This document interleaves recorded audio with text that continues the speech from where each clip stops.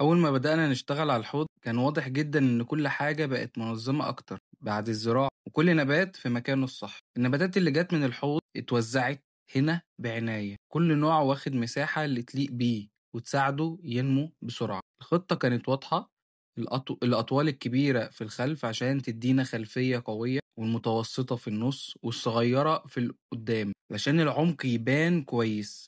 ولكن الحوض ده بيتشاف من الناحيتين، فلازم تاخد بالك هتحط الطويل فين والقصير فين والصغير فين. الألوان بقت متناغمة، أخضر فاتح، أخضر غامق، لمسات من الأحمر تكسر اللون وتدي روح للحوض. وزعنا النباتات في قدام على شكل مجموعات عشان تغطي التربة وتدي إحساس طبيعي كأنك بتبص على نهر صغير. الإضاءة شغالة بميزان مظبوط، لا قوية زيادة فتضر النباتات ولا ضعيفة فتبطئ النمو. الفلتر شغال بهدوء، بيحرك سطح المية عشان يوصل الأكسجين لكل ورقة ويحافظ على نظافة الحوض.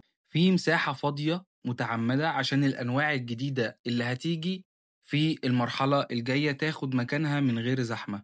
الجو العام للحوض بقى مريح للعين، حركة المية والألوان بتاعت النباتات وتوزيع الإضاءة بيخلوا المنظر تحفة. استنوا معانا الفيديو الجاي، هنضيف أنواع جديدة وهنركب باقي المعدات، والنتيجة هتكون حاجة عالمية فعلا. أنا يوسف وحيد، سلام.